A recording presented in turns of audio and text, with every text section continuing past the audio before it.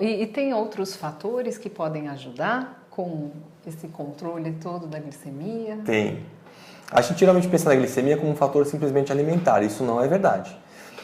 A gente tem, para manter a glicose no corpo estável, a gente tem alguns hormônios que vão entrar nessa regulagem.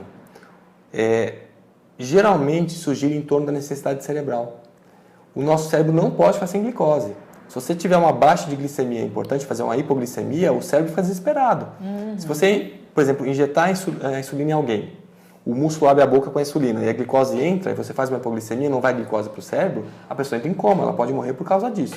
Isso na área médica, isso é plenamente conhecido, né? E é muito comum, né? A pessoa toma insulina todos os dias, vai de manhã fazer um exame de sangue para o médico, ela aplica a insulina e esquece que vai fazer o exame, então ela não comeu nada, ela sai do laboratório da ambulância, né? Porque ela faz uma hipoglicemia e chega no hospital e o tratamento é glicose na veia para que ela volte a ter nutrição cerebral e possa, né, acordar.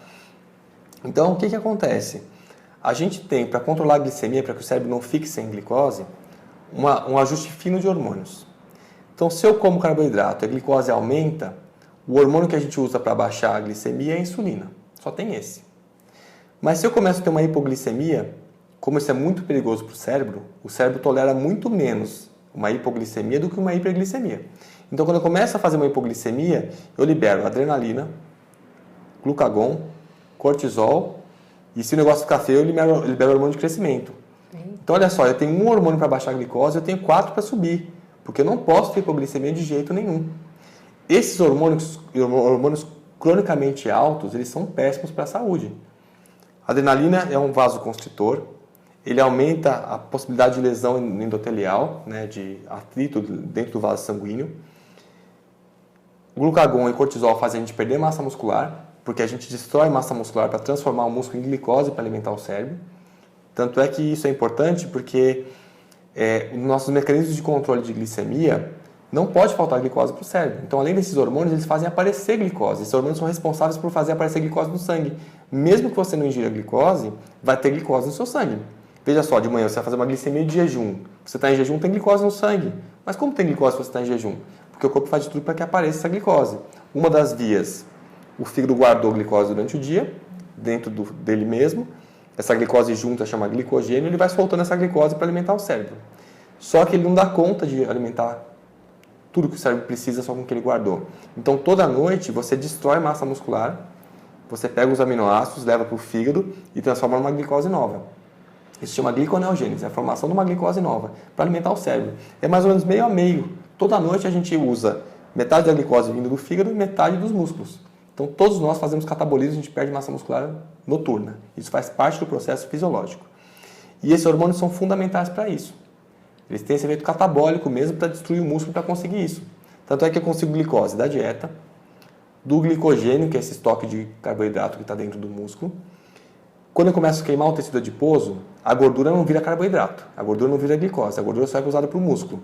Mas o ácido graxo, que é a gordura, é formado por triacilglicerol. É um glicerol com 3 gorduras, com 3 ácidos graxos. O glicerol, que é uma pequena fração da gordura, pode ser usado para virar glicose. O nosso ácido lático vira glicose e eu destruo massa muscular, os aminoácidos vão virar glicose. Olha só quantos mecanismos a gente tem para manter a glicemia estável. E daí o que acontece nisso? Para sustentar isso, eu preciso manter esses hormônios em níveis mais altos. Adrenalina, cortisol, glucagon. E esses hormônios, eles causam uma verdadeira bagunça no metabolismo se eles não forem bem equalizados. Então, tudo que desbalancear a produção desses hormônios vai causar hiperglicemia. Então, o que mexe com esses hormônios? Dormir mal faz aumentar a glicemia. Ficar estressado faz aumentar a glicemia. Não comer regularmente, a sua dieta é uma dieta à base de carboidrato, faz aumentar a glicemia. Então, você tem hábitos ligados a hábitos não necessariamente alimentares que vão fazer aumentar a glicemia. A gente vê doenças também, né? As doenças, tudo que causar inflamação no seu organismo, infecção, inflamação, faz aumentar a glicemia. Então é interessante porque assim, o nosso controle glicêmico depende em boa parte do que a gente come, mas também depende do nosso estilo de vida. A gente vê muitos no diabético que mede a glicemia. O diabetes tipo 1 ou tipo 2 que virou insulina independente, ele precisa medir a glicemia o tempo inteiro. Você conversa com essa pessoa e fala assim, o que acontece com a sua glicemia quando você dorme pouco? Nossa, minha glicemia aumenta quando eu durmo pouco. Eu preciso aumentar a dose de insulina que eu uso quando eu tenho privação de sono. O que acontece quando você está estressado? Eu preciso de mais insulina também. Então a gente consegue ver claramente nesses indivíduos o que acontece quando a gente tem esses fatores que aumentam os hormônios que fazem a glicemia subir. Eu preciso de mais insulina para tentar compensar isso. Então esse ajuste ele é bem importante para a gente equilibrar. Então a alimentação é importante, mas os outros hábitos também são muito importantes para esse controle. Aí entra de novo atividade física, Sim. meditar. São elementos que melhoram muito. E a atividade física para o diabético é fantástico, a gente vê muito isso. A pessoa com atividade física, ela precisa de muito menos insulina para fazer a glicose entrar no músculo, dá um efeito muito positivo. Né? E é um dos fatores que mais mexe mesmo. Então... Puxa, então, é muito interessante, porque quebra um pouco esse mito, né? O diabético não pode comer doce. Então, o doce, lógico, né? Doce industrializado, aquelas coisas extremamente doces, é óbvio que não. Mas, então, as frutas, os carboidratos... Na forma integral, o alimento integral, se a dieta dele tem pouca gordura, é super tranquilo de utilizar. Agora, um ponto que as pessoas às vezes confundem é o paladar doce do alimento doce. A fruta ela vai ter um paladar doce. Se você comer um mamão, comer uma maçã, ela tem um paladar doce. Mas é diferente de você pegar o açúcar concentrado e utilizar. Aliás, é interessante, tem um documentário muito legal sobre isso, que é o What's the Health. Tem no Netflix e eles falam muito sobre isso. E tem uma comparação muito legal, porque existem dois tipos de doce. Vou procurar o link e a gente legal, a gente coloca pra... Tem dois tipos de doce. O doce que é doce e o doce que é o cavalo de Troia. Inclusive no documentário eles falam com esses termos, né? O doce que é doce é tipo a goiabada, a bananada, é açúcar com açúcar. Esse não é o pior doce. O pior doce é o cavalo de Troia. Porque o que acontece? O doce que é doce, ele tem uma osmolaridade muito alta. Ele cai na boca e ele até queima. É difícil comer grande quantidade. Tem as suas exceções, tem gente que consegue, né? Mas é um doce que é um pouco mais limitado em grande volume. Enjoativo, né? Tira até o paladar mesmo das coisas, Sim. né? De tão doce que fica, né? Sim. O doce cavalo de Troia, o que acontece? Você pega o açúcar e envolve com uma gordura. Então, você neutraliza esse efeito hiperosmolar. Ele cai na boca e não machuca. É o chocolate, o sorvete, a paçoca. E é muito interessante porque é um doce que engana a gente. Ele tem um paladar doce. Mas tá cheio de gordura. Das calorias do doce, se você fizesse as contas desse doce, vem mais calorias oriundas da gordura do que do carboidrato. Então, esse doce é um doce que piora muito o controle glicêmico, porque geralmente é uma gordura de má qualidade. Você pega a gordura mais saturada, você pega a gordura que é mais hidrogenada. Então, a gordura acaba atrapalhando mais o controle da glicemia do que o próprio carboidrato. Então a gente se engana, fala, não, mas eu estou engordando por causa do doce, que eu estou comendo chocolate. Mas faz a conta, tem mais calorias vindo da gordura do que calorias vindo do carboidrato. Como é que você faz essa conta, né? Se você quiser ver no rótulo do produto. Você vai ver quantos gramas tem de carboidrato, de proteína e de gordura. Como o carboidrato e a proteína tem 4 calorias por grama, você pega os gramas de carboidrato e multiplica por 4. Pega os gramas de proteína e multiplica por 4. E pega os gramas de gordura, multiplica por 9. Daí você vai ver quantas calorias tem de cada um deles. E você vai ver que, geralmente, esses doces têm muito mais calorias de gordura do que calorias de carboidrato. Olha, gente, quanta dica bacana. Tá? Então, assim, se você quer algum doce, às vezes eu sugiro usar o doce do que doce cavalo de Troia, né? Então, tem uma relação diferente nesse controle glicêmico também. Essa escolha do tipo de doce. Melhor, claro, usar produto in natura, natural e integral. Evitar tudo que é doce concentrado, tudo que é açúcar. Mesmo porque, se você comer qualquer carga calórica em excesso, seja oriunda de carboidrato, de proteína e de gordura, tudo isso vira tecido adiposo. E quanto mais tecido adiposo eu acumulo, mais hormônios eu produzo, porque o tecido adiposo é um tecido endócrino, e esses hormônios produzidos atrapalham o controle de glicemia. Então não é assim, eu vou usar o carboidrato tudo também à vontade, já que não é um grande vilão nesse aspecto. Não, eu tenho que usar só o que eu preciso, porque o excedente vai virar gordura e vai atrapalhar a glicemia. Tá? Mas a gordura é um fator que a gente tem que considerar e a gente às vezes não está enxergando, porque a gente come um doce, que na realidade é mais gordura e está achando que está se prejudicando pelo açúcar que está vindo. Olha que bacana, gente. O diabético, então, ele precisa se importar mais com as gorduras que ele anda ingerindo, até mais do que com os doces, de certa forma.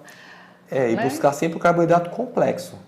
É o arroz integral, saudável. é milho da espiga, é o feijão, é os alimentos na sua forma integral mesmo. Inclusive porque esses alimentos naturais, eles têm um volume grande, com menos caloria dentro deles. Então, para a gente ter uma ideia, né? Se a gente utilizar, por exemplo, 100 gramas de mussarela, isso equivale a meio quilo de tofu. Até eu brinco, né? O ponto bom do tofu é que não tem gosto, o ponto ruim é que não tem gosto. Se a gente souber fazer, ficar bom, se não souber, ficar ruim. Tem que saber fazer, né? Como tudo. Como tem tudo. Que saber... Mas a diferença de volume preparar. É enorme. Então, o nosso estômago ele comporta até 1,5 litro. Então, se você coloca alimentos com mais volume e menos caloria, você enche o estômago com quantidade calórica menor. Que é o que acontece em grande parte dos estudos com uma dieta vegetariana com pouca gordura. Porque como cada 1 grama de gordura são 9 calorias e 1 grama de carboidrato são 4, quando o alimento é à base de carboidrato, ele é muito volumoso. Então, a pessoa come à vontade, mas não extrapola a carga calórica das 24 horas dela. Se o alimento for natural e integral. Então, aí são um dos fatores que mostram nos estudos como é que os vegetarianos nesses estudos conseguiram comer à vontade e emagrecer, melhorar a glicemia, melhorar a colesterol, melhorar tudo.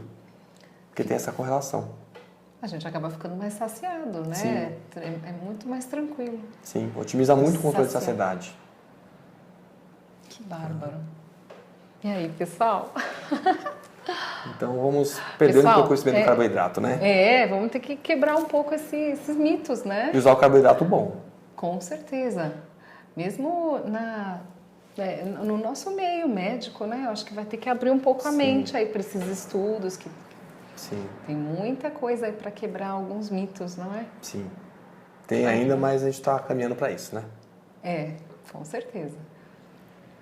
Juntos chegaremos lá. Isso aí. Com a corrente do bem, né? Sim. A gente vai se unindo, vai unindo todo esse conhecimento e vamos se ajudando, né? Entre nós, colegas, ajudando todo mundo que a gente pode. Exatamente. Não é? Difundir o conhecimento, né? Para a gente poder Com certeza. compartilhar melhor. Com certeza. Pessoal, se vocês tiverem aí alguma dúvida, quiserem deixar as dúvidas aqui,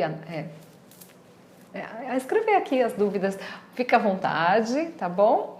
E se vocês tiverem ideias de temas, de assuntos que vocês têm interesse aí de saber a respeito, pode escrever à vontade, tá bom? Que aí a gente vai poder...